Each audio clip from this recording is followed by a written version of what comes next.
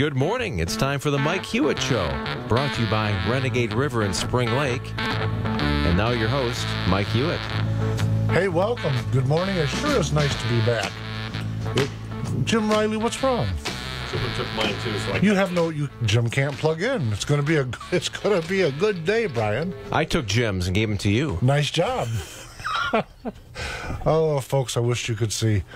Listen, on the line with us is Alan Schusterman. Alan, you're deeply involved in education. Is that a fair statement? That's a very fair statement, Mike. I'm reading an article that you authored that was recently published in The Hill.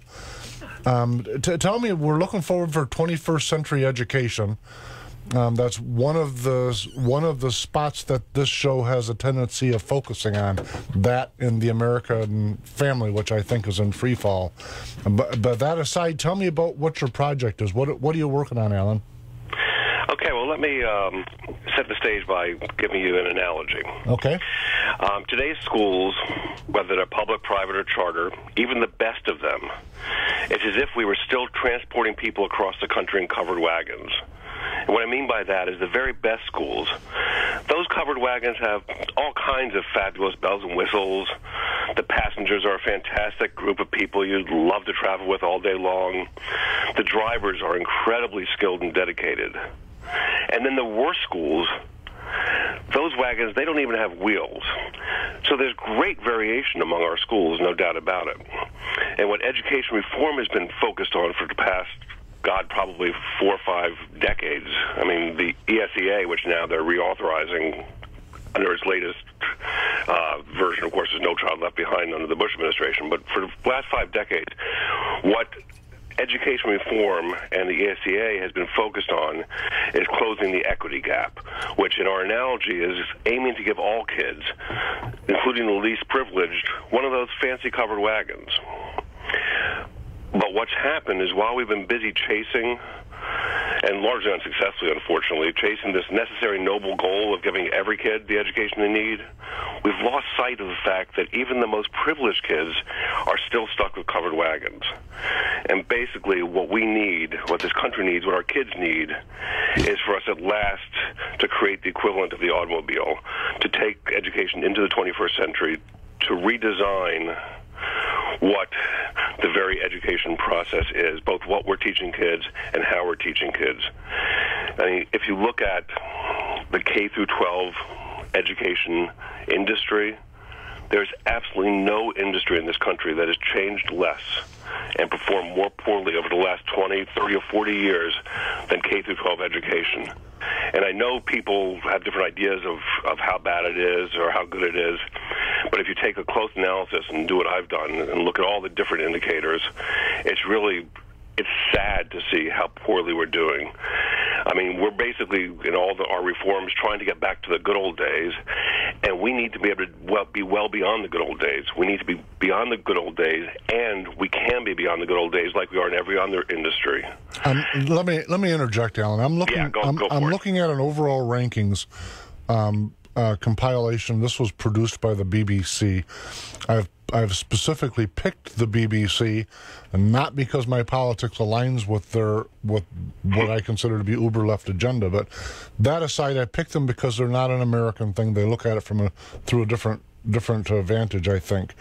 In their top rankings, they picked the top 12 overall rankings for education globally. We're not on that list. But if I were to drop a different list and show the average per student that we're spending, we're in the top 1 or 2 positions.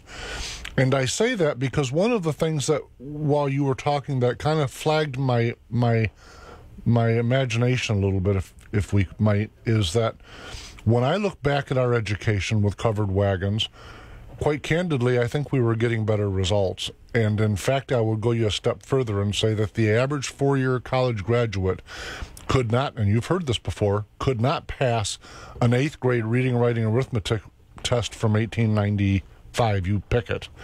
And when I look at that, I think that we're in absolute free fall. And I think the reason is that education used to be approached from a missionary standpoint, and now it's chasing funding, period. That's how I see it.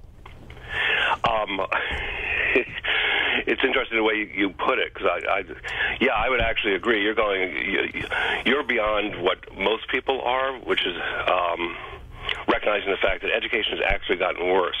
But it's not the covered wagons we need. We need a new form of schooling that, by the way, includes a lot of what we used to do. Believe it or not. Tell me what do you, and I'm trying to make sure I mechanically understand this.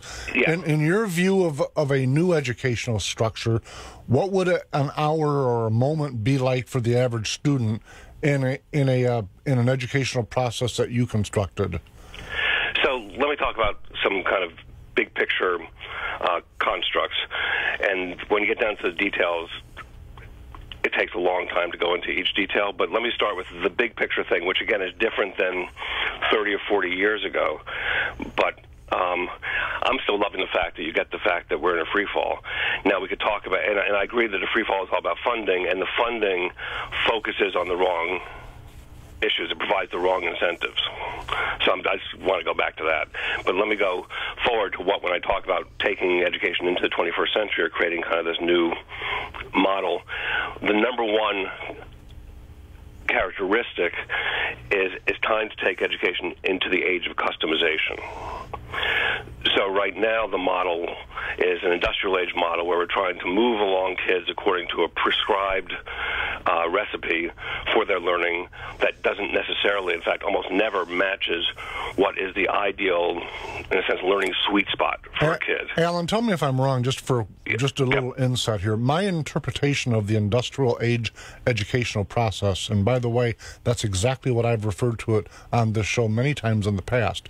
My interpretation of it is that it has purposely extracted critical thinking training and replaced it with, we're going to teach you how to push buttons and pull levers, period. And I think that's why we're in 26th place, while Canada, by the way, is in 10th place. And what I find so fascinating about this is that our educational structure in total is overwhelmingly controlled by progressives who typically are looking to the world for examples, except for when it comes to this. The world is beating us. You should see the big smile on my face, Mike. Okay. that yes, you get this, and that's it. Other than whether it's purposeful or not, what is happening, it is happening. And if you look, what I like to look at, because generally the general public talks about all these different international rankings and other indices of what's wrong, which are flawed to some extent or not flawed to other extents. But what I like to point to is the fact that you can go to the top colleges in this country, the most selective colleges, the colleges that everyone hopes someday their kids will get into, and ask, as I've done, any professor who teaches freshman students, how well prepared are your freshman students in the top colleges? Now, we're not talking Podunk U. We're talking, the Ivy Leagues and the equivalent. How well prepared are your students when they arrive as freshmen? And over, I've yet to find a professor who doesn't complain about two things. Number one, the professor says, too many of these students cannot write worth a damn. And number two, I think related to the writing, is the way one professor put it, I thought was best, was, these kids can't think their way out of a paper bag.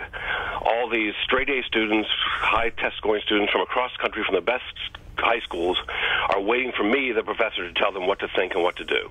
That is a true statement. As an employer, I agree with that statement. Yes, and you have the same thing happening exactly with CEOs also.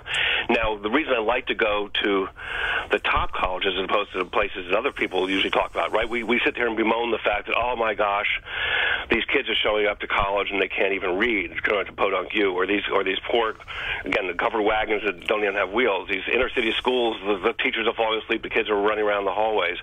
But the point is, in the best schools, we're delivering our best students, and if those kids are arriving at those colleges unable to think critically, unable to think logically, unable to learn independently, that has to be because that's how the system is designed. That's what our schooling is designed. There's nothing wrong with those kids. There's nothing stopping those kids from being excellent thinkers and excellent writers by the time they're 18. Tell me if I'm wrong when I look at the math, Alan. In Michigan, at least, 75% of high school graduates will not graduate from a four-year college degree. And yet 95% of our high school curriculum is college preparatory. And my concern with that is that none of this is driving careers. It isn't driving careers for at least 75% of the 25% that do graduate from college. And what I mean when I say that is that nowadays you'll have our youth go through a four-year college degree and end up with a degree in something that's nonsensical and will not generate an income, and they'll walk away with a monstrous mortgage-sized debt to complement their nightmare. To me, our educational structure is absolutely in free fall with the American family. And by the way, I think those two issues are tied together. Yeah, let me get to both those points, actually. First of all, part of the concept of customization is for each individual student figuring out what it is that best prepares them for their futures. Among that is some kids going to college, a lot of kids going to college makes no sense whatsoever, particularly if they have a particular idea for a career, before they're 18. Particularly if you look at the dropout rate from universities. Correct. The university is this whole idea that everyone needs to go to college is crazy, and college is disserves, number one, right, the 6-year graduation rate of four-year colleges right now. They don't even do the 4-year anymore. We've got 19-year-olds. It's 50%. It's 15. Okay, so right. So yeah. One, kids aren't even getting through, but two, as you point out, even the kids who are lucky enough, the 50% who get through and get their degree, yep. For so many of them, it's not worth the time or money. Period. Alan, Jim Riley here. I've got a question as someone who did graduate from college, and I'm in my mid-60s, so it was back in the day when we did get a pretty good education in high school. But when people talk about the focus on, as Mike just did, on learning in school so that you can ultimately be a success in college, and yet we're finding in the best universities that these students in theory, with college prep classes, can't write a cogent paragraph, can read poorly, cannot do simple arithmetic, much less mathematics. Correct. Right. So explain to me why college prep, or perhaps maybe put differently, what is it that these college prep classes are teaching? Because they do not appear, certainly from an employer standpoint, they do not appear to in any way be teaching reading, writing, arithmetic. What the heck are they teaching? But they're teaching two things over and over: memorization and following directions. Of what, though? Memorization of what? Memorization of a text. It goes. Okay, we still use it. Memorization of a textbook full of facts. So if you can, okay. So Alan, let me ask you if I get it now. If you pass the test on Friday, I get my funding, and I really don't care if you understand the mechanics of what I'm teaching or not. Nor do I care if you remember it next Friday. Right, or to put it the way I usually put it, if you analyze everything that goes on, or most everything that goes on in schools today, it has everything to do with the adults and making the adults look good, and has nothing to do with the actual experience of the kid. So to the extent you're doing something that makes sense for the kid, that makes sense to prepare the kid, that happens to be useful, it just happens to merge with whatever the funding or other goals are. But right now, to the extent that the funding is based on these artificial tests that are pretty meaningless or relatively limited, then you're playing this game that either gives the adults more or less praise or money, but ultimately the kids are the ones who get lost in the whole process. There's a fellow writing me on Facebook now. He says, I have to explain my two major projects at least 10 times. To whom? To his class. This person teaches economics and business, and he says he's got to repeat himself 10 times to get the direction out. It reminds me of when I owned a restaurant in the 80s, and I started out with the old mechanical cash register, and so you big lever and you pull it back, and we thought it was really, really cool, this antique, but nobody could use it. So then we got a more electronic one, and it didn't tell you what the change would be. It would just add it up for you, and that didn't work either. So when we got them the cash register that said, okay, he gave me 20, the bill was 15, you owe him 5, they still couldn't actually mechanically count the change back. And that was 30 years ago when we were doing better. Right. Yeah, well, and if you look at now I want to get to the second thing you brought up a few minutes ago. This is really very exciting for me to find someone who kind of is aware of these issues and been thinking about them. It's very rare to find people who really think about them in this country. Most of it's, again, just all politics back and forth. Both parties are bankrupt on this issue, unfortunately.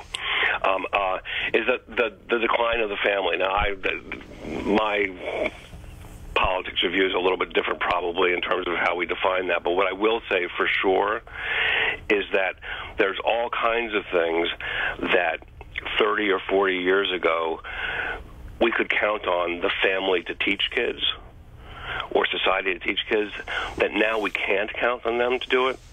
So we need schools to be able to introduce certain things. And I mean basic things like manners.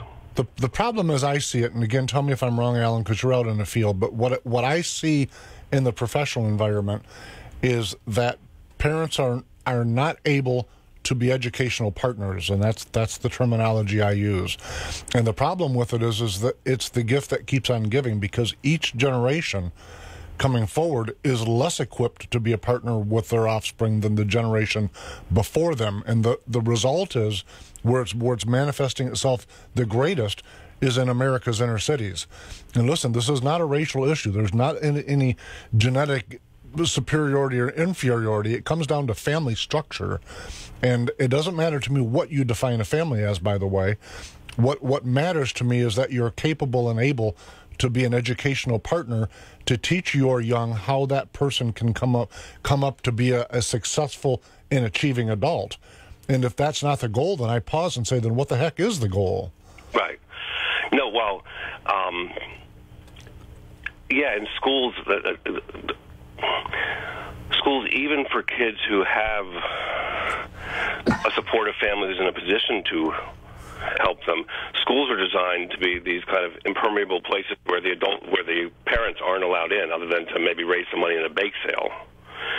And so this whole concept of partnering both the parent adults and the educator adults, partnering and working for the future of the kids is largely gone. Alan? It tends to be more of an antagonistic thing where parents feel like they have to fight the school to get what the kid needs, but the parents aren't in a position to even know what that is. Alan, you have some ideas. Are these ideas, I guess a two-part question, are these ideas for private schools, or are these ideas that you expect to be implemented in the public school system? And what are these ideas? Well, listen, let me stop you for just a second. We're out of time for this segment, so I want to hold you over because I do want to spend a segment with you, one more segment, and get into exactly what it is you're advancing, because I think we've identified most of not some of the problems anyway. Right. Let's scratch the surface. Yeah, stick with us through the commercials, and then when we come back, let's talk about what the cures are. Okay, wonderful. Folks, we'll be right back.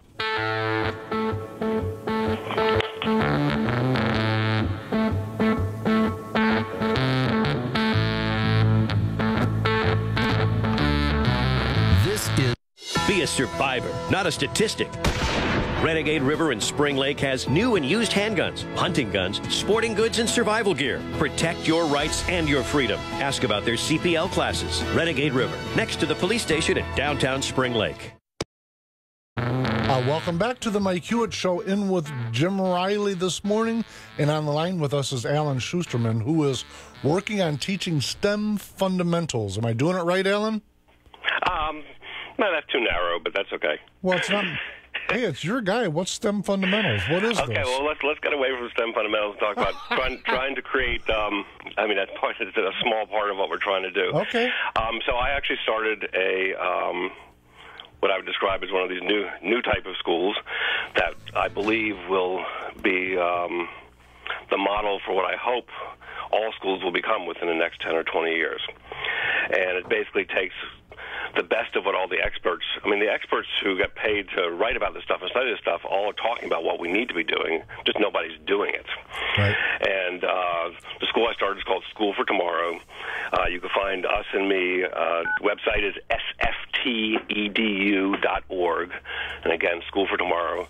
And what we're trying to do is, we are a private, nonprofit, independent school because that's where we have the freedom without government, or without much government interference, to create this new model of school. We're going to be, in the next couple of years, opening a charter school version to show that what we're doing now in the private sector is as relevant and as powerful for the public school sector. And then we hope that once we see what happens in the charter school sector, that finally there will be a grassroots uprising that will demand public schools to change at last.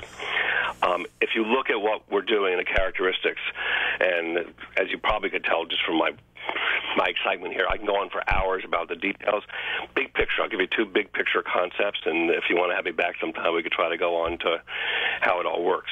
So number one is introducing customization to education, which means, among other things, creating the education process so that any given student, whatever they're learning in that moment, they're learning at the level that makes sense for them, at the pace that makes sense for them, in the ways that make sense for them.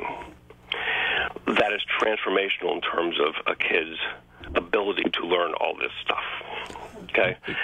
How does a teacher teach then the same class, but different students at different levels? Right. So you have to transform, again, when I say you have to totally redesign the model. The model now is, I'm a teacher, I have 20 kids in this class, I've got to move them all along according to this pace. What you do, in a general sense, is what you've seen happen in every other industry. You leverage certain things to free up the adult to do the higher level things. So, one, there are two main things you leverage. Number one is technology. And we have all kinds of things now online, and kids now can sit in a computer and learn all kinds of stuff we couldn't have learned 30 years ago. At their own pace. At their own pace, too, right? So one, you leverage technology and resources that kids have now that they didn't have 30 years ago. Two, you leverage the ability of kids to learn on their own. Right now, the concept of the teacher is micromanager of kids, right? So when you have kids who are, not only can kids learn a lot on their own, freeing the teacher up, that's also the preferred method, because that's how you end up having independent learners and independent workers who could do stuff on their own. Sure. So now the teacher, the labor force, is left over to do the higher level stuff that basically a computer or kids on their own can't do, which is provide the support. You take that, I absolutely know, you take the same exact number of teachers, money, you talked about money earlier, right? Money is not the problem in this system. It's that we're just wasting money. We're basically beating a dead horse model, and we could double the salary and double the money. As long as we're using a model that's inefficient, it's not going to get much out of it. But you completely transform it, boom. And you see this in industry after industry, and yet this is the one industry that we're still doing the same exact thing that we did 40 years ago. Alan, listen, you and I are on the same page of many of these topics. I've got to go because we're out of time, but I am definitely going to have you back because there's a whole bunch of meat left on this bone that we got to get at. So you and I will talk, with your permission, later on this afternoon, figure out a schedule time. But in the meantime, how can folks find what you're working on? Okay. The easiest thing to do right now is to go to our website, and on the website there's a blog, and that has a lot of interesting stuff on there. Right. Also, you could just contact me from the website. So let me just tell you, the website is sftedu.org, and I'm happy to have people email me directly if they're interested in this issue. My email address is aschusterman, that's ASHUSTERMAN, @sftedu.org. Yeah, I'm thrilled, Mike, that you're someone who kind of gets this, and I hope that together we can start to get the word out. Very, very nice. Alan, listen, I appreciate you very much, and I hate to cut it short because there's so much going, but we will have you back on. Folks, we're going to go to a commercial, and we'll be right back.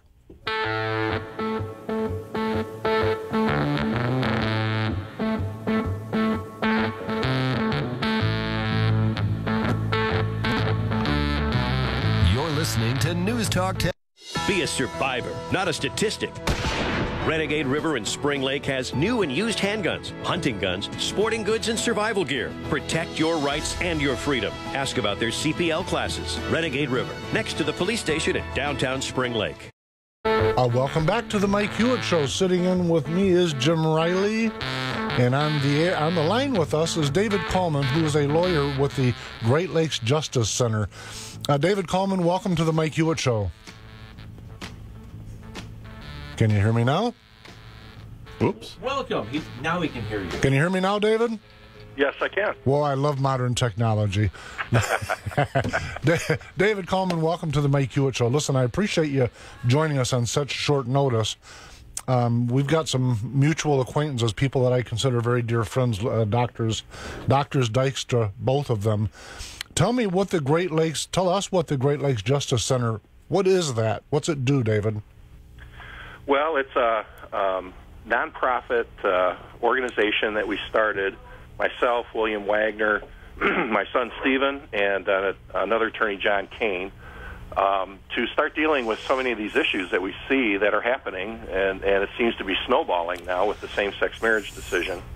And there's a real need to protect religious freedom, free speech, right to life issues. I mean, we've seen those videos this past couple of weeks with Planned Parenthood, educational issues, all these things. And there's a real need in Michigan especially, but around the country, for folks who are willing to litigate in these things. So there's a lot of groups that will do appellate work and will do educational things and stuff like that, but not very many that will actually litigate. I want to make sure folks and myself understand a circumstance. Let me make up an abstract one, if I might. If I were a preacher and I didn't want to do a gay marriage, is that a First Amendment? Is that something Absolutely. I'd call on you for? Absolutely. Because we're a really divided nation, and listen, I think frankly that the clergy in America, our religious, all of the religious, are probably as divided on it as we are. I had a fella on a couple weeks ago who told me he's right on the bubble. He doesn't know whether he's going to perform those types of marriages or not. But to me, we watched the person with the pizza parlor get destroyed for saying that her father would serve pizzas at anyone that come in, but would not cater a wedding. And to me, I'm reading from your website, you're quoting Abraham Lincoln, "Do not interfere with anything in the Constitution. That must be maintained, for it is the only safeguard of our liberties." And absolutely. And so how do people reach out to you? What do you do? What does it mean for you to litigate on behalf of these people? How does it work, David? Well, Professor Wagner and I, have known each other for quite a while. William is a former federal judge. He's a former U.S. prosecutor. He's a former U.S. diplomat to Africa. He's had quite a varied career. And I've litigated for over 30 years in areas of church and state law, home education, many other fields, as well as having a general practice. But in litigation, what we're talking about is if the government or if some private entity is taking action against a person because of their free exercise of their religious conscience, we're willing to step in and help defend them and give them the protections that they need. This is such a growing area. You talk about the pastors having to perform same-sex marriage. There are 2 pastors out in Idaho that already were prosecuted for refusing to do that. The local township backed off when they got such a backlash from the people out there. But this is there. And now in Michigan, we have the Elliott-Larsen Act, which has marital status as a protected class. And now that you have the Supreme Court decision on same-sex marriage, I think you're going to start seeing churches and pastors who refuse to bend the knee, to this new orthodoxy. They're going to get prosecuted. They're going to be attacked. They're going to get sued. And the difference here, in the example you gave, Mike, is very critical. We're not talking about somebody walking into the bakery and buying a loaf of bread. Nobody refuses to serve a gay person, a black person, whoever it is. People want to sell their product, all right? What we're talking about, though, is crosses the line when somebody comes in and says, I want you to participate in my ceremony. I want you to participate in my parade, my event, whatever it is, and thereby tacitly, if not overtly, giving your approval to that by doing such an event. And so that's where you draw the line, and people are saying, no, I can't in good conscience participate in that. And so, of course, now the other side is they're the ones being the bullies. They're the ones being intolerant. They're the ones trying to impose their morality on us. Everything's flipped here. So that's why we started Great Lakes Justice Center. Was we saw this train coming down the track. It's been coming for a long time. and we just felt that we needed to stand in the gap here. What I find fascinating is, we went from a time in America not that long ago where businesses like mine, I own a small retail shop, would have a sign on the wall that said, "We reserve the right to refuse service." And to me, I don't understand the folks that think that they're in a position to force others to do things. To me, it's equal to what they feel has been, and maybe even worse than what they feel has put upon them. But I can't get my head around it, because it's the equivalent to me walking into a restaurant and telling the waitstaff, before I order, I'd like to tell you about my sexual choices. I don't. That to me just is so foreign thinking that I don't understand it. I don't understand it. Well, let me just jump in here, because I think you bring a good question in. You may not ask somebody's sexual preference, but certainly in some instances, folks who are gay or lesbian, they will wear something that makes it clear what their sexual preference is. And let's just say they come into a restaurant and are not served or ill-served for whatever reason. Do they have the right to sue, and are they likely to win? And as a follow-on question, rather than fighting each one of these little battles individually as the instances come up, some of which, as we know well, are instigated on purpose to create the lawsuit, is there a political change? Is there a law that can be made to reduce the number of these lawsuits? Mm-hmm. Well, I'll take the first question, the hypothetical of somebody walking into the restaurant, and I would just say this, that's exactly what it is. It's a hypothetical. I'm not aware of any instance where that has ever happened, or that anybody has come forward and said they walked into a restaurant and they've been denied because of their sexual orientation or anything. Now, again, I guess I suppose it's theoretically possible, but are we really going to impose laws and infringe on people's religious freedom because of one hypothetical? But is that illegal? Today in Michigan, can you refuse service to someone because you disagree with them? Any business can refuse service as long as it's not discriminatory. So I could walk in. I'm 6'6". I have a beard. I could walk in a restaurant and somebody could say, "Oh, you're too tall." And we don't like beards either. So. I just don't like the way you look. I don't like beard. Get out of here. I'm not going to serve you. There's, look, every wrong, if you want to call it that, or somebody treats somebody improperly, it doesn't mean that you can sue for it. Listen, it's to me, when we're talking about these kind of topics with service on the spot kind of service in a service setting, reminds me of the recent story where the child was acting out and wouldn't shut up, and at the 45-minute mark, the owner of the restaurant came unscrewed and said, "Shut the kid up." By the way, I've owned a restaurant and been in exactly that circumstance. I handled it different, but the outcome was the same. I said, you please, I need you to leave. I'll pay for your meals, but you've got to go now. And understand, as a business owner, I'm about as capitalist as you can get. And I say that because I don't care what you did last night. I'm going to sell you a product. But on the other hand, and it goes to your point in the service that you're providing, you are not going to force me to take part in a ceremony or a practice that I abhor. Thomas Jefferson wrote extensively about that. That's a tyrannical government that would force me to take part in things that I disbelieve or abhor. But we know that you can be sued for anything. And the point is that they cannot force you to do it, but they can force you out of business, or they can sue you out of business, even if you win. That's my question was, there are foolish and perhaps vicious attempts to put people in situations that they would prefer not to be into. Is there a legislative or constitutional, is there any way to stop this rather than fighting it locally all over the place? Yes, there is, and that goes to your second question, which is what can be done on a more widespread basis or things like that. And I think the legislature, there are some representatives and senators looking at those sorts of things. For example, one of the things that I think people aren't realizing is this Supreme Court decision from last month can actually be used to our benefit. The Supreme Court, contrary to the way it's being reported and everything, they did not rule same-sex marriage as a constitutional right. and they have a constitutional right to same-sex marriage. That's not what they ruled. If you read the opinion, what they said was they made up this new constitutional liberty, and they called it the right to self-autonomy and self-identity. They did not limit it to same-sex marriage. They simply applied it to same-sex marriage.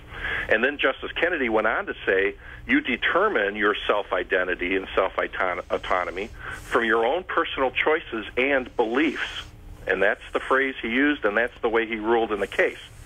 So while the court here was saying some people may find their self-identity in their sexual conduct choices, and we're going to protect them, and we're going to apply this newfound liberty right to that and protect them, they didn't limit it to that. So what about folks who find their self-identity in their faith and in their religion? Right. And in, all of that.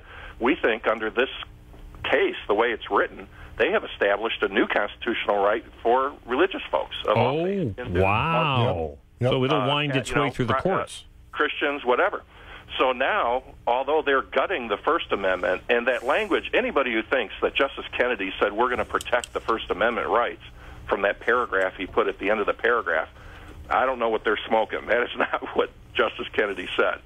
He said very clearly the only thing they're going to protect is if you want to talk about it privately or teach about it privately in your own home, that sort of thing. If you do anything publicly or you actually try to exercise your religious beliefs, they're going to come down on you. So they fully intend to gut the First Amendment free exercise of religion protections that are out there. My interpretation was that they did. But they've written this decision now in such a way they've created this new right for us, too. And we found another thing, too, that's very interesting. There was a case 40 years ago, the Winslow case, the U.S. Supreme Court ruled that free speech rights protect people from being forced to participate in a ceremony. So there's already protection for people to stop from being forced to participate through this case that's about 40 years old now. So there's a lot of different avenues to protect people. But back to the legislature, yeah, I think you're going to see some bills, you're going to see some things being introduced, and obviously we'll be involved in that process, as will everybody else. We all have the right, we the people, to be involved and contact your representatives.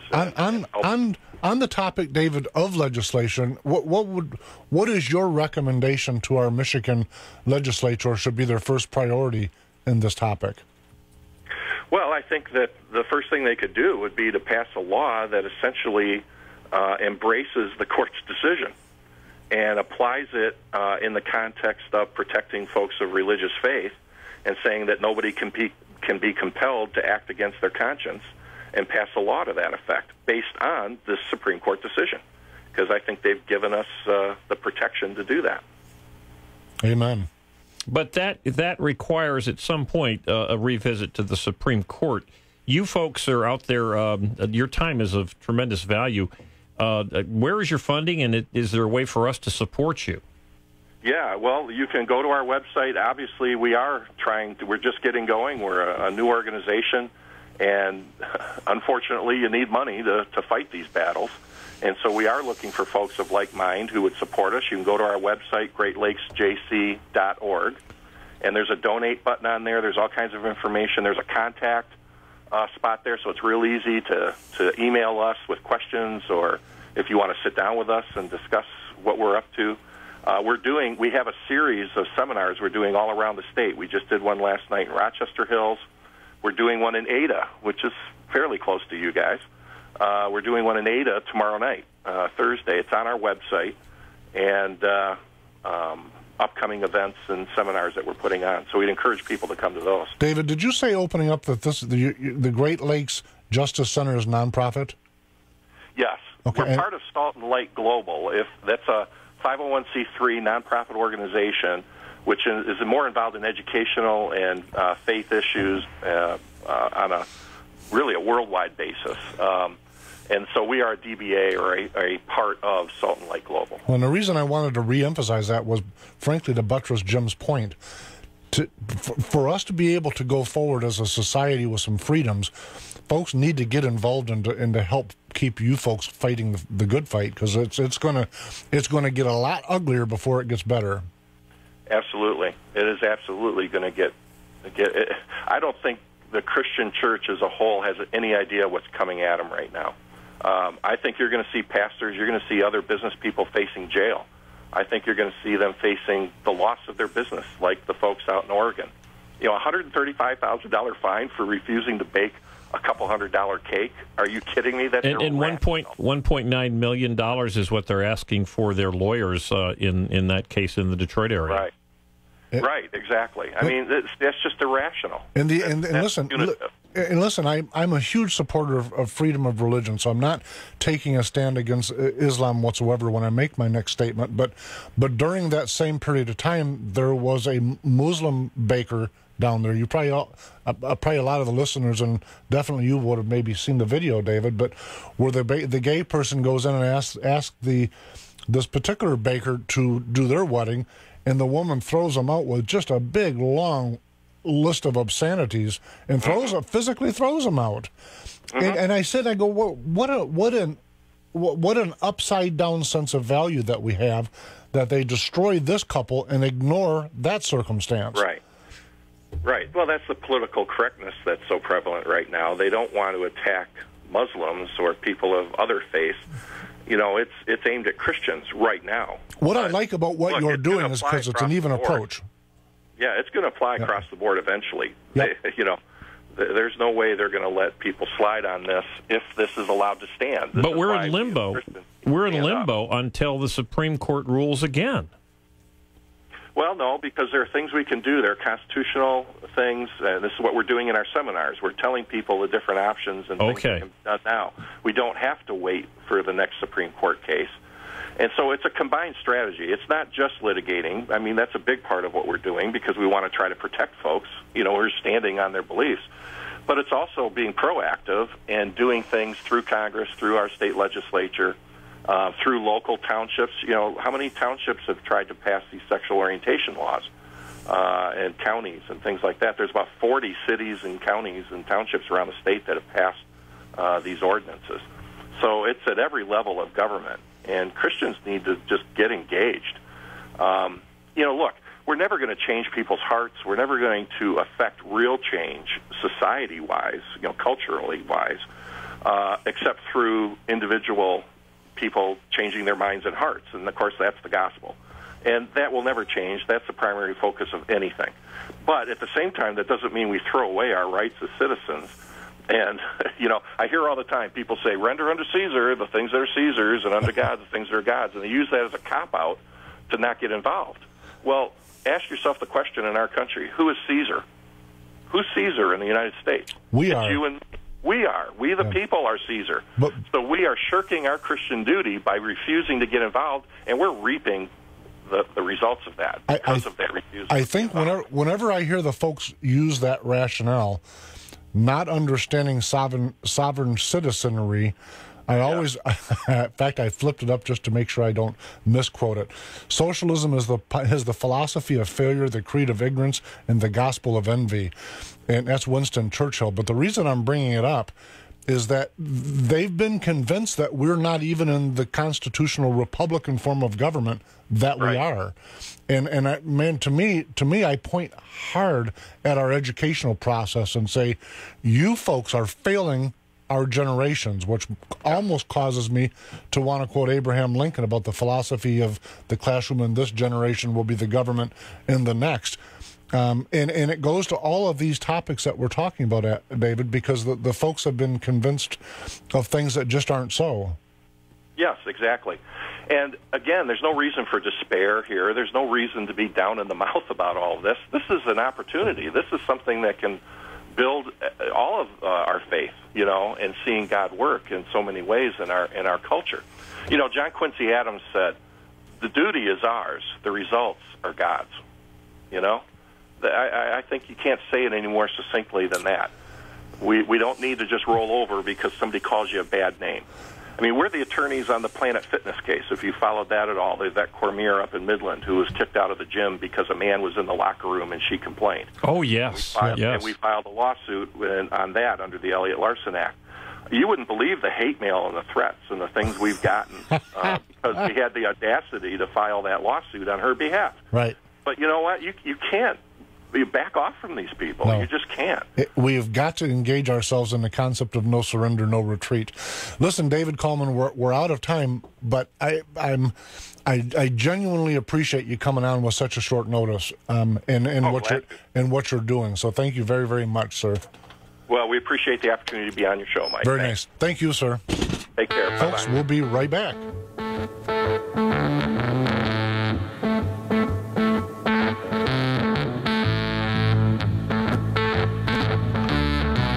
You're listening to News Talk 1090, WKBZ.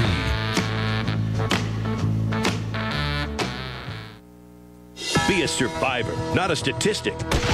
Renegade River and Spring Lake has new and used handguns, hunting guns, sporting goods, and survival gear. Protect your rights and your freedom. Ask about their CPL classes. Renegade River, next to the police station at downtown Spring Lake.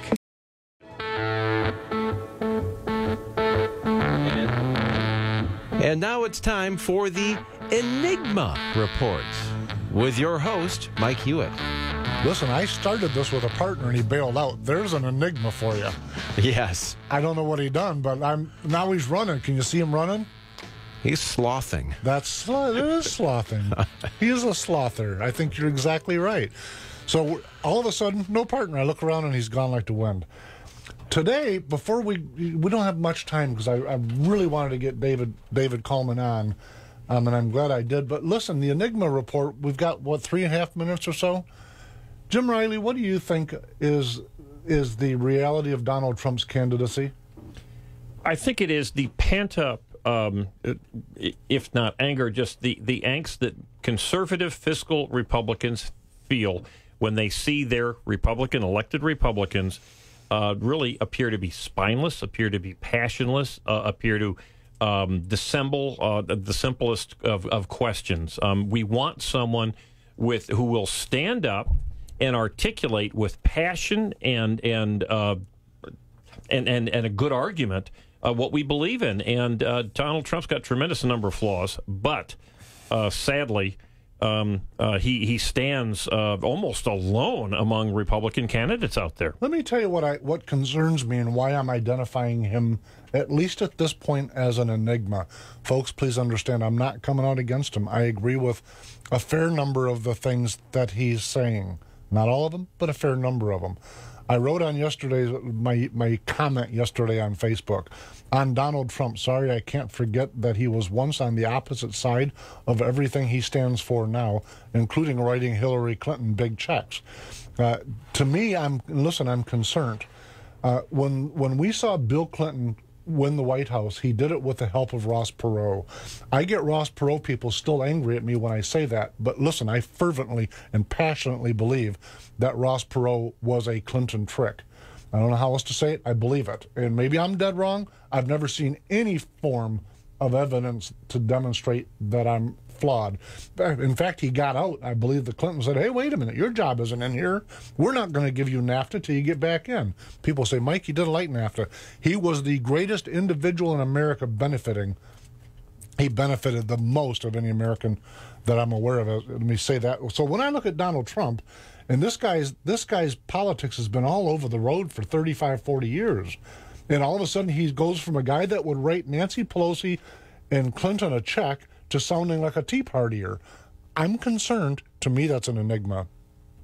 Well, I think it's legitimate that you would be confused about this. He is a confusing guy. But it does tell potential politicians that, folks, we want somebody with passion. We want somebody to stand tall. Do you think there's going to be a Donald Trump president? I believe it's a possibility, you bet. Do you really? I think he's going to bail, but I do like that he's bringing some ideas to the arena. That's how I see it. Folks, we're going to go, but we'll be back next week on Wednesday at 9 a.m. Find me at renegaderiver.com. Thanks. Talk to you then.